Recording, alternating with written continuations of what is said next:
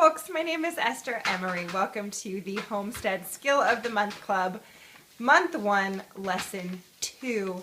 We've had just one of these lessons so far on planning, and I'll link that up right here. This is the second one, and it's a lesson on food storage.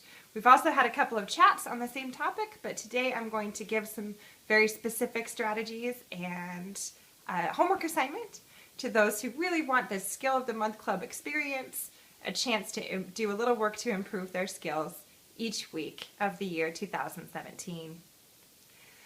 Before I go any further into food storage, a little bit of housekeeping for those who have watched this channel before.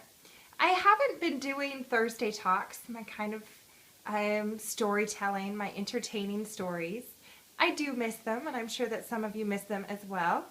I have been doing a lot of podcast interviews having to do with the release of my book, What Falls from the Sky, but also just full of anecdotes and thoughts and the sort of thing that people who listen to the Thursday talks would like.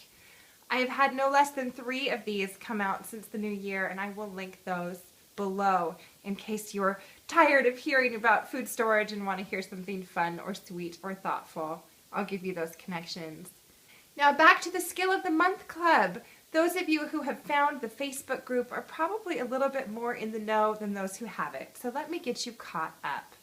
We've decided to do a small homework assignment once a week going through 2017, but for each one of those assignments there are several videos and hopefully different formats for different tastes, all leading to inspiring you to do your best work and to live the life that you most want to live.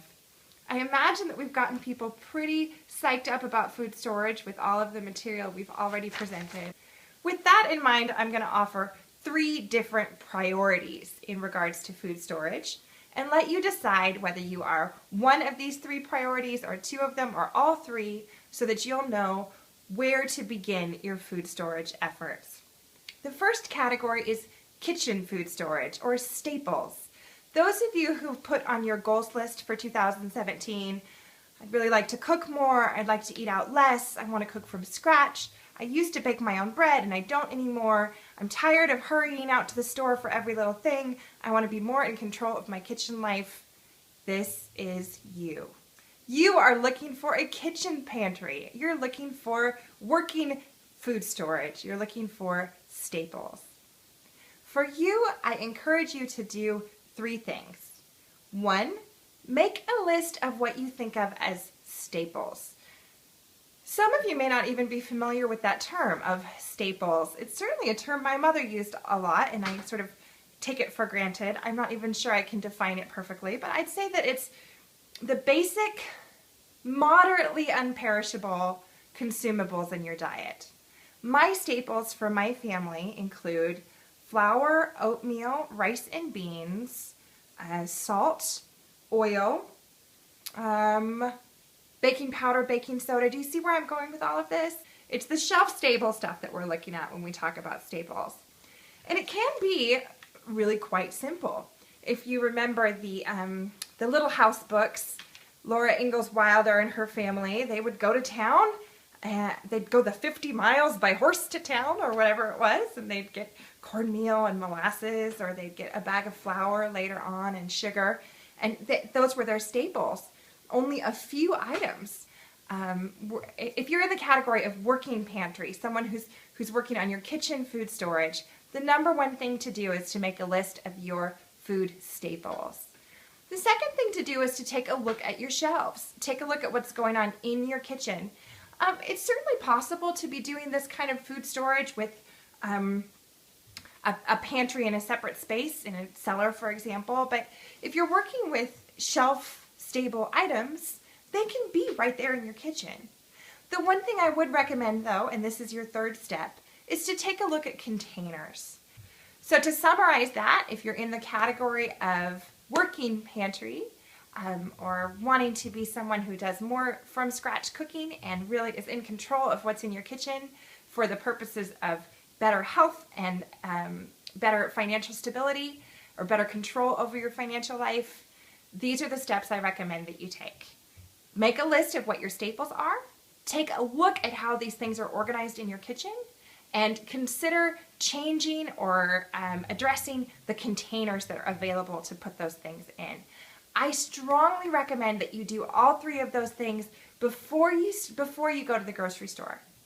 And the reason for that is that when you have the spaces kind of set up and you have your list of what should go in there, you're going to be able to catch sales. You're going to be able to follow your instincts about when to buy how much. You're going to be able to make good decisions about what food you're purchasing and how you're actually going to be able to put it to the best use. So that's the category of working pantry, category 1. The second category that you may be in, and it's certainly possible to be both, is what I would call a prepper pantry. Now this can be in terms of disaster preparedness, or this can also be in terms of what I call ordinary preparedness, which is to say, the ordinary things that go wrong in life, like the bridge being closed, or someone having a forced time off from work, or losing a job, or worst case scenario, an illness or even a death. Having some food storage and having storage of all the things that you require and spend money on can create a cushion for you, which can help you to thrive and survive even in hard times. If you're working on a prepper pantry, you're basically going to go through the same steps. Again, you're going to look at and consider a list of your essentials. But instead of limiting it just to consumable, shelf-stable staples, things that you will cook food with, you're also going to look at your entire grocery list.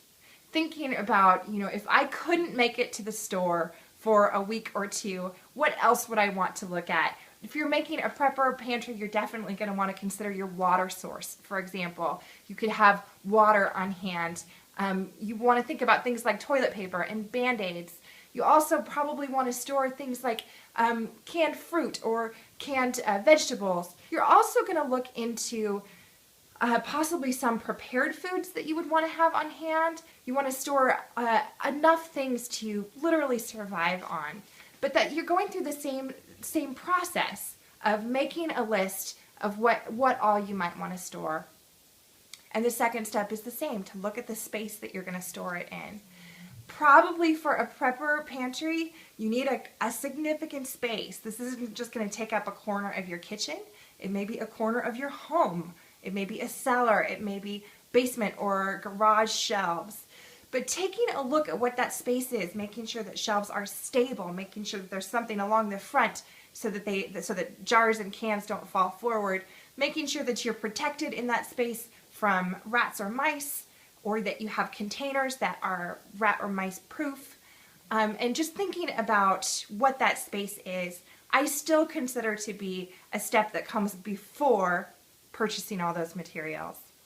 And then thirdly, and I sort of hinted at this already, take a look at your containers. There's going to be one more video in this food storage series in which Joanna and I are going to show you some different types of containers. Go ahead and think about what might threaten these food or other consumable items. What are you trying to protect them from? Are you protecting them from moisture? Are you protecting them from freezing? Are you protecting them from mice? Are you protecting them from bugs? And then make sure that the container that you've chosen does that. So that's, to summarize, that's thinking about a prepper pantry. And again, I recommend that you go through those same 3 steps before you go to the store or before you make orders for these items. Think about what your list is, think about what your space is, think about what your containers are. The third category that I'd like to offer is the homesteader's pantry. Now, what makes the homesteader's pantry different is that we're storing food that we are growing. So we're thinking in terms of seasons. We're thinking in terms of gathering things from the earth at one time of year and storing it for another time of year. And we're also thinking about fresh foods. What we've talked about with staples and what we've talked about with the prepper pantry is mostly things that are shelf stable. And of course you can make your food shelf stable by canning it, but as a homesteader you aren't necessarily doing that with every item. You might be thinking about storing your potatoes in sand, or storing your apples wrapped, or storing your pumpkins just out on a good surface. So thinking about how to store all of those foods that are coming right out of the ground, right out of your wonderful homesteader's garden, that sort of adds another level to it. So if what you're doing is a homesteader's pantry, again, we're going to go through the same 3 steps, but instead of just thinking of what items you want to store in order to create a shopping list, you also need to think about what items you're going to have to store. So it's kind of the opposite of a shopping list. It's sort of almost an organizational need. I have these certain things. I know that I'm going to have apples. I know that I'm going to have green beans. I know that I'm going to have cucumbers. And then attaching each of those food items coming out of the garden to a destination. So I'm going to have cucumbers. Am I going to make pickles out of them? Which kind of pickles am I going to make out of them? This kind of planning is perfect to be doing in January. This is the time, homesteaders and wannabe homesteaders, to fantasize, to think about, if I have this food coming out of the ground, how am I going to store it? What are my plans to make the most out of nature's bounty? Now, it's completely possible that you want to do all 3 of these things, that you want to have an excellent working pantry, that you also want to have preparedness for disaster or for ordinary preparedness. It's also possible that you may be looking for food self-sufficiency from a homesteader's point of view. Certainly, if you are all 3, then let's get started going through these steps. Making some lists of staples, other consumables that you would need in the case of a disaster or of some other ordinary disaster, and also things that will be coming out of your garden and that you hope to have coming out of your garden. Take a look at your location, where you can store these things, and look at your containers and do some research about what containers go best with which thing. Now, all of that is intended to offer you some steps to go forward to really make this happen for yourself. That's what the Skill of the Month Club is all about. It's about making it happen. Let's take our dreams and change them into reality. But the simple homework for this week, and the homework that I hope that you'll brag for us down in comments or over on the Facebook group, is just one tiny thing. And I've isolated in particular your location, your storage location, where you're keeping this stuff. So I hope to hear from people that you've built some shelves, or you've cleared out some space, or you've assembled some jars. It can be a small thing that you can be proud of and pleased with that will really open the door to that next step of getting some of your own food stored. I hope this is helpful. This has been the Homestead Skill of the Month Club, and I'm Esther Emery. Please do, if you're ever on Facebook, check out the group. There's lots of fun stuff happening there. And as always, I don't just invite you, I beg you to offer your suggestions as well. This is a collaborative effort. I'm just a master of ceremonies. There's so much knowledge out there that can help us all to be living the lives that we most want to live. Thanks, and have a great day.